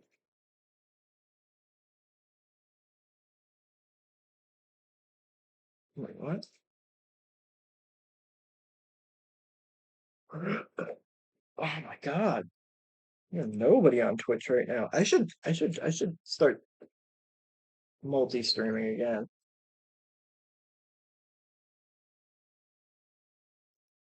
You know what I mean? Where it goes from here. So he has that going for him. He owns Twitter, which continues to be extremely influential, both obviously now it's like the beating heart of the like MAGA Republican movement, but it also continues, I think, to be incredibly influential in terms of elite opinion and understanding of political trends. I think it's probably an undersold factor, to be honest with you, in some of the sort of like, you know, more MAGA receptivity shift among a lot of elites. I mean, number one, they're looking out for, okay, we don't want to be thrown in prison, we don't want our contracts canceled, et cetera, et cetera. But also, if you're taking in the conversation on Twitter, you're assessing, if you're extrapolating that to how the country feels at large, well, Twitter's a very right-wing space now, so that's going to impact how you view the opinions of the country at large. So he owns Twitter, and now if you own TikTok as well, like the app among young people, and you're able to influence, like, Twitterify what's going on there as well, and boost your own brand, your own self-interest, et cetera. Like, that is a colossal amount of power to be vested in one unelected individual. And, you know, so his, like, the previous hawkish orientation towards China, I would be skeptical that that continues under the Trump administration this time around, because it does not serve Elon's interest. Obviously, it was very important to him to get to win in this H-1B fight. It appears that he has won in that H-1B fight. It's certainly any sort of, like, you know, contracts that he wants for his companies, whatever. He's already a massive government contractor. These regulatory fights that he's engaged in with various federal government agencies, I'm sure those are all going to go away. Concerns from the SEC about market manipulation, from the Labor Department about discrimination, all of those from the NLRB about union bus, all of those things are going to be gone. Like, he really is going to have both tremendous political, financial, and cultural power. He already does. But TikTok would just further expand 100% the amount of power that this one individual would have. There is one person in the MAGA movement who is not taking this line down, yes, Sagar. That's right. Steve Bannon put this up on the screen from USA Today. They had all the juicy quotes from Steve Bannon, who did an interview. This was in like an Italian newspaper, which is why we don't have like a... So why is Steve Bannon even saying this shit? Is he even going to be part of that? Is he even like, I thought him and Trump aren't like cool anymore. So I thought, but maybe not. Video of him saying it. This was all in the context of that interview. He calls Elon Musk an evil guy and vows to stop his influence over Trump. Good luck with that. Yeah, in any case, let me read you some of these juicy quotes. He says, because he put money in, I was prepared to tolerate it, referring to the $250 million Musk contributed in the 2024 campaign to help Trump's election. I'm not prepared to tolerate it anymore, which, let me just pause there and say, I don't know what you thought you were getting, buddy, but no one puts in $250 million and thinks they're getting nothing out of it. And Elon's ideology was very easily ascertainable before this moment. So I don't know what you thought you were getting in this deal, but anyway, this Guy was looks like he's entirely fucking- predictable. He goes on to say, not only is he a truly evil guy, I will take this guy down. He says, I will have Elon Musk run out of here by Inauguration Day. I doubt it. Before, and then he goes on to say the thing about the money. Then he says he should go back to South Africa. Why do we have South Africans, the most racist people on earth, white South Africans, making any comments at all on what goes on in the United States? That's wild. We've seen peak Elon, his intrusive nature, his lack of understanding of the true issues, and quite frankly, his support of just himself. The sole objective is to become a trillionaire. That's his objective, is aggregation of wealth, and then through wealth, power. That's what he's focused on. The American working people in this country are not going to tolerate it. Yeah. I don't know. Yeah, they they will. seem like they're tolerating Yeah, it. he to be honest certainly. with you. Yeah, I was like, by the way, Elon is enormously popular with the Republican Party. Sorry. He also expanded on some of this in video. Let's take a listen. He's got a glass jaw. He can't take because of the, I don't know, the autism or where he's on the spectrum. He's clearly not. He's got the maturity of an 11-year-old. You can tell that. But he, it's obvious. He can't take criticism. One of his weaknesses is that he needs to be loved. He needs the masses to love him. You can tell he's on the stage. He needs Just that. just like Trump, This is bro. to have a digital ghetto What you and to talking only about? have raised up what praises him. That is like the little boy's mentality. If I want to be the superhero, I want to put the cape on and kind of skip around. You see this a lot in Danbury. These what they call chomos, what they call these sex offenders. They've got they've had a maturity level that has stopped, and they want to they want to be. They all watch the movies that have the Cape Crusaders on there. Wow, very powerful to hear Steve Bannon expand on his experience in federal prison. That's what the Danbury is in reference to. Danbury's in Connecticut. I think it's a low security facility. Yeah, where they he was in also prison, house wasn't sex he? offenders. So for context, that's where that comes from. What a fucking Goes there, doesn't he? Yeah, Vivek Ramaswamy has not been heard from. All right, give me a second. I know nobody's watching anyway, but I'm gonna go to the bathroom, get something to drink, need some food. All right, we're gonna go to the break screen. I'll be back in about 5 minutes.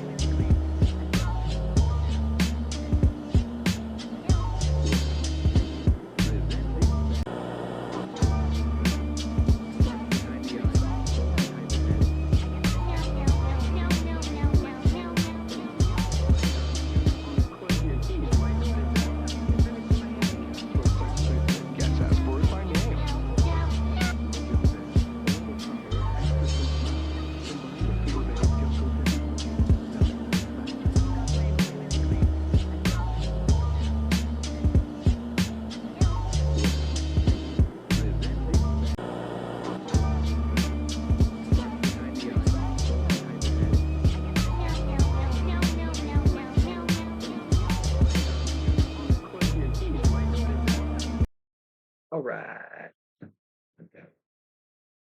We back. I'm back. This thing's coming out so dope. I am so excited about this. All right, let's get back to the. This is petty shit. I'm gonna watch something more fun. Let's see.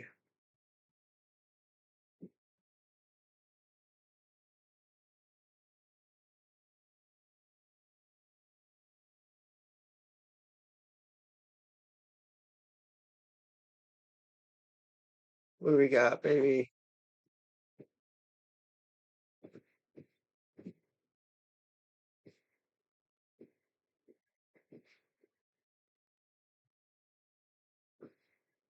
Why is Adam 22 talking on this? Oh my god.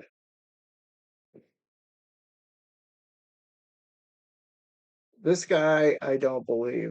He's full of shit.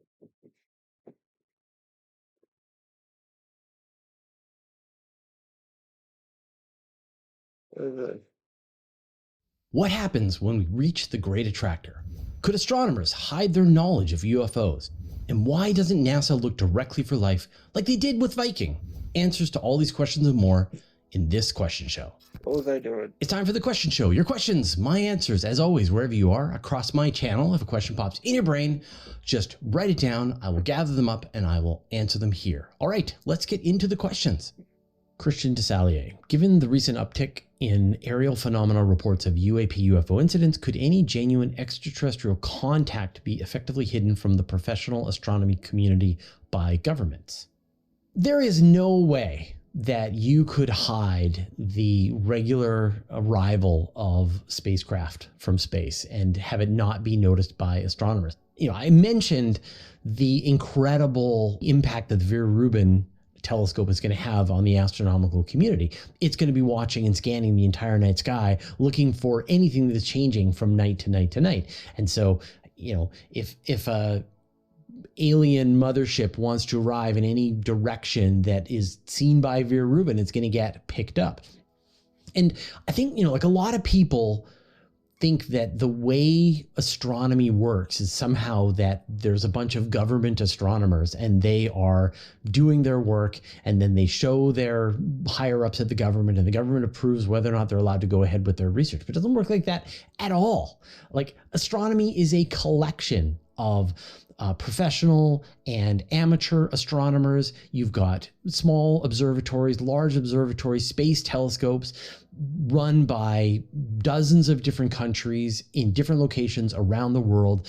There are tens of thousands of astronomers and they work for universities or they work for research institutes or they work for government. The Vatican has an astronomer and their own observatory, and that they are constantly doing their work, constantly scanning the night sky. They are writing papers and they're not going through any kind of gatekeeper. They're not going through some sort of censor process. They're just writing their paper. They're dropping it on the internet. There's things like the archive where people will share the first draft of their science paper. There's the astronomer's telegram where astronomers are just communicating in these, you know, huge sort of Discord-like server where they're talking to each other.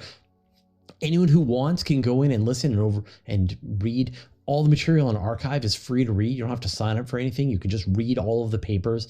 And often the first place you see them is on archive. Like I'd say 80% of the papers that make it to journals were already published on archive. So the entire scientific process for astronomy and really for most sciences is incredibly open, just done at near real time, and nobody is watching and nobody is like trying to stop anybody and nobody's trying to oversee anything. And so and you know, and the way these kinds, like when you think about Oumuamua, right, that when Oumuamua, the first interstellar object discovered here in the solar system, like somebody reported spotting an asteroid that was moving on a trajectory that suggested that it might be moving on a hyperbolic trajectory, that it was going to probably leave the solar system.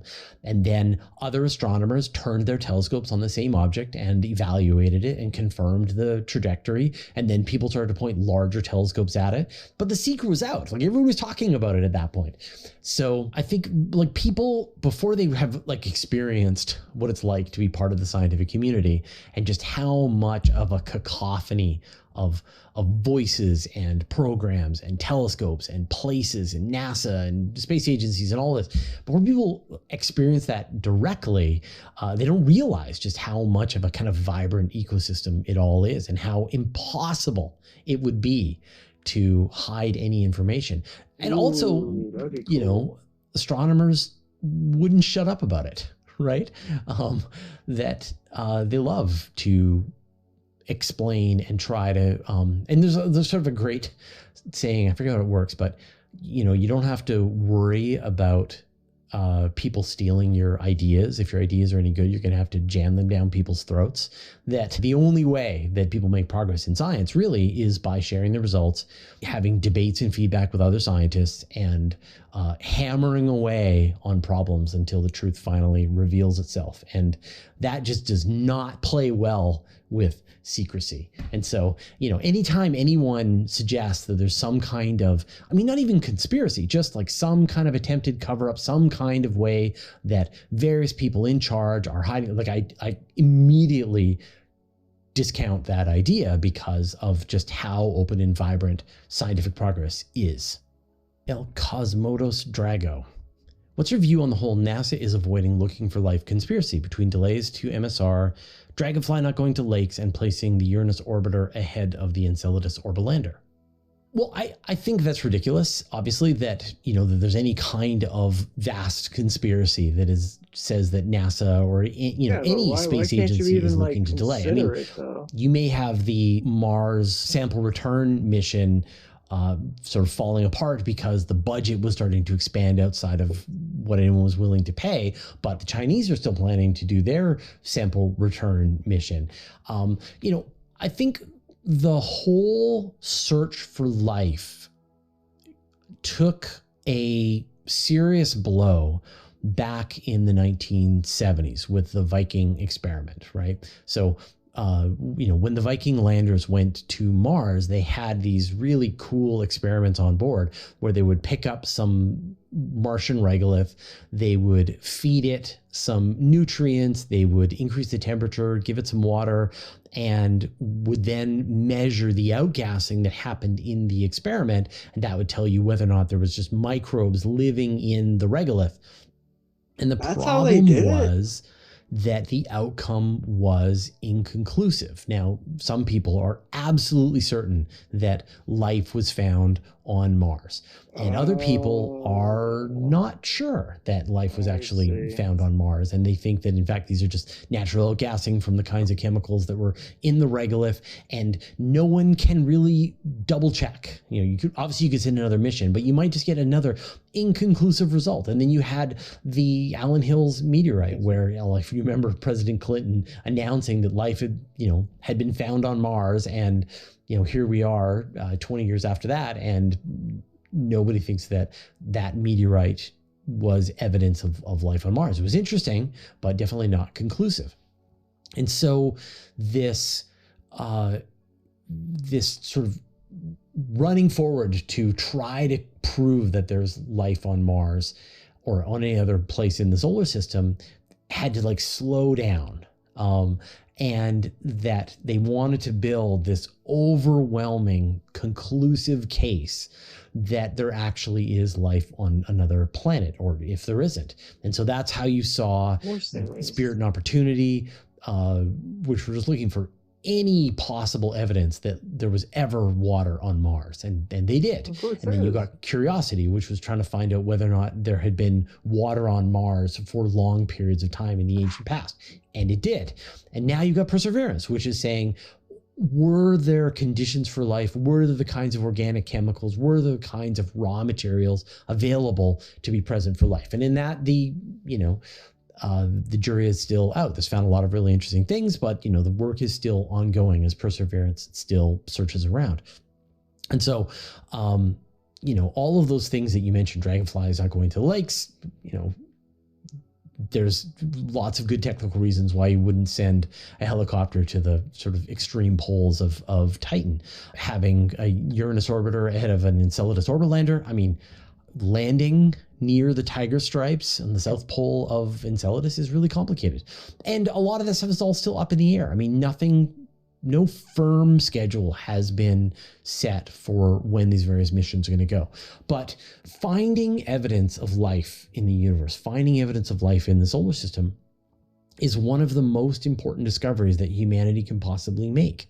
It tells us that life has, you know, maybe formed independently on other places here in the solar system or out there in the universe, or maybe we're related to life here in the solar system through panspermia. But either way, you get one of the most impactful sort of pieces of scientific knowledge that has ever fallen into the hands of humanity.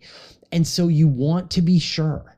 You don't want to go through times where people are inconclusive. Nobody argues that water was once present on the surface of Mars. The evidence is overwhelming.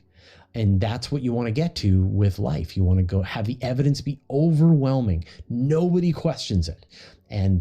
But that requires being very, very careful, doing a really good job, sending the right equipment, you know, with the right resolution, the right experiments, to be able to get you a conclusive result. And when you consider how far away it is and how difficult it is to get to Mars or Enceladus or Uranus, that sending sufficient equipment to give you a conclusive result is an expensive process.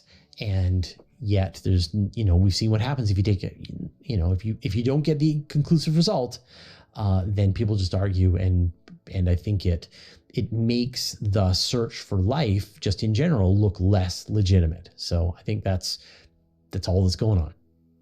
If you want to support the work we do at Universe Today, consider joining our Patreon club. Your support lets us have a minimum of ads and no sponsorship messages.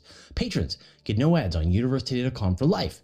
Want the extra parts of the live stream that aren't in this edited version? You can sign up for a special patron-only podcast feed and get the overtime segments, as well as other special behind-the-scenes episodes, including our monthly patron-only question show.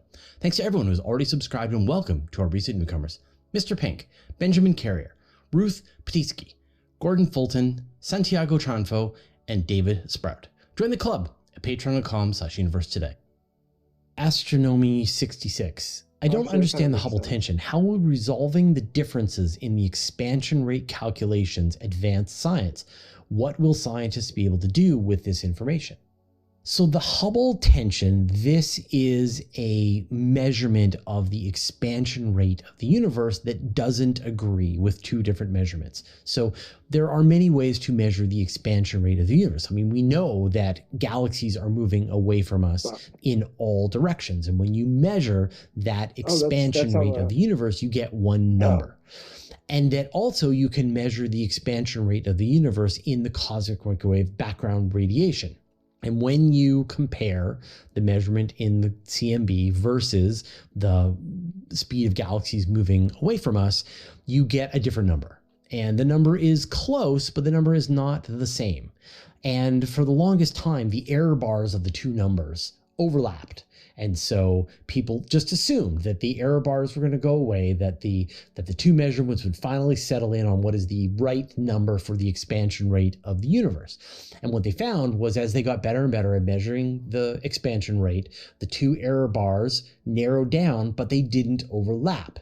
And so you got these two numbers. And now the people who are measuring the expansion rate of the universe based on the galaxies are really certain. And they've double-checked their numbers. They've double-checked their numbers and triple-checked them. And then the people who've measured it from the cosmic microwave background have done the same. And they are absolutely sure that they have measured the expansion rate of the universe properly. And those numbers disagree, and that is the Hubble tension. So why is that important? Well, where it's important is that you have to explain it. Right? Why? How could, if the expansion rate of the universe is really well understood and can be tracked over vast periods of time, how is it that you get these different numbers? So the one possibility is that it's a measurement error, that someone has made a mistake somewhere with either the measurement relatively nearby or the measurement that is made in the cosmic microwave background. That's almost always the answer, is that somebody's made a measurement mistake. And yet the people who have made these measurements are the best in the business and have done really good work. People have double checked their work. People have double checked the double checking of the work, and these numbers hold. Then what you're left with is that your underlying assumptions, your theories about the universe itself, the way the universe has evolved over time, are missing something, that there is new physics, that maybe at some point, at some weird middle time over the expansion of the universe, things sped up and then slowed down again, or maybe have continued to speed up and then only recently slowed down, or maybe it sped up at a time before that first measurement was done. And each one of those then has to be explained. Like, what could cause the universe to change the rate of its expansion beyond the factors that have already been accounted for? And that's what makes this really exciting. You know, people call the Hubble tension. It's like they call it the crisis in cosmology. And a crisis makes you think there's something bad happening. But this is an opportunity, because the theories about the nature of the universe haven't provided a lot of places to look for things that don't fit. It's when you look for the things that don't fit that you can start to expand the theories and start to understand things at a more deep level. It's the weird stuff, the anomalies. Those are your guide to deeper theories about the nature of reality. And cosmologists are fortunate enough to be getting these cracks, these weird anomalies. And they're then having to try to chase them down and figure out the source of them. So I think, the Hubble tension is this sort of revolution in our understanding of the universe, an opportunity to go back and figure out some of these deeply held understandings that so far have just have beautifully explained the evolution of the universe over time. And now you can see that there is a deeper theory. And we know there. I'm gonna have to go off in about 10 minutes. Got a few things I gotta do. That's so crazy. Like, I'm exactly 2 hours again. So weird. All right, I'll play this. How much is left of this? I'll play the rest of this video. There must be deeper theories. When you think about the fact that quantum mechanics and gravity can't be sort of connected in any meaningful way, it tells you that there's more to this universe that we understand. Why was there more matter than antimatter in the early universe? Why do we see these large-scale structures of the universe that shouldn't be possible? And it's only in starting to find these interesting anomalies that you can start to more deeply understand the laws of physics in the universe that we find ourselves. So it's a really exciting time in cosmology, and we're going to see a lot of really interesting work get done. And good news is that, like, a lot of really great tools have come online in the last couple of years. We see the Euclid mission, there's the upcoming Nancy Grace Roman, there's the Vera Rubin Observatory, there's the DESI, the Dark Energy Survey Instrument. So there's a lot of really great tools that have just come online to try and help answer this problem at a time when we need the tools. So it's really good timing. Rev MSJ, what happens when we reach the Great Attractor? Something or nothing? So from what we can tell, the Great Attractor is a concentration of galaxies on the far side of the Milky Way. It just happens to be that the core of the Milky Way obscures our view from the far side of it. But thanks to infrared telescopes, thanks to radio telescopes, we're mostly able to see through the dust and gas of the plane of the Milky Way and see what's going on the far side, to see all of these galaxies that are sort of gravitationally connected, bound as part of the Great Attractor. And like, what is a Great Attractor? It's a galaxy cluster that we are a part of, a larger sort of concentration of galaxies in the universe. And so, what happens when we reach it? Well, we're kind of already in it, and we will never reach it. So, the Milky Way is bound to Andromeda an M33 galaxy. Those are the three big spiral galaxies, and then a cluster of dwarf galaxies. And those are the ones that will eventually merge into some larger elliptical galaxy billions of years down the road. But all the other galaxies that we can see in the universe are moving away from us, and in fact seem to be accelerating away from us thanks to dark energy. And so we will always be moving away from the Great Attractor. Now, we are still gravitationally influenced by the galaxies in the Great Attractor. It's changing the direction that the Milky Way is moving away from the Great Attractor and other galaxies in general, but we will not end up inside the Great Attractor. We will only end up bound up and form a large, we'll only merge with Andromeda, the Triangulum galaxies, and all those dwarf galaxies around us. Everything else will just move away faster and faster and eventually fall over the cosmic horizon, including the entire Great Attractor. All right. Thanks everyone who asked questions both in the YouTube comments as well as everybody who showed up for the live show that we record. Now we're going to have the time for the next live show somewhere here on the channel. And so just make sure you click on the notification bell. So if you want to be able to join that live, it's a lot of fun. About 600 people show up and just hammer me with questions for 2 hours. All right. I want to talk about the book club, but first I'd like to thank our patrons. Thanks to Abe Kingston, Adam Schaefer, Andrew M. Gross, Bear Lake Roofing, David Giltonan, David Matz, Dennis Alberti, Dustin Cable, James Clark, Jeremy Mattern, Jim Burke, Jordan Young, Josh Schultz, Paul Rohrbach, Sean Sargent, Spiderswap.io, Stephen Fowler-Munley, and Vlad Chiplin, who support us at the Master of the Universe level, and all our patrons. All right, everybody. I am going to call it for this stream. I think I'm going to come back on a little bit later because I am really into this painting right now, and if I want to keep my word of only doing it on stream, I'm going to have to stream then. That kind of forces me to stream. Kind of cool. What is that on the camera? Yeah. Just getting blown out. All right. Let's throw it to the outro. All right. Thank you for anybody who's watching, who is going to watch this. I love you. I will see you all in the next one.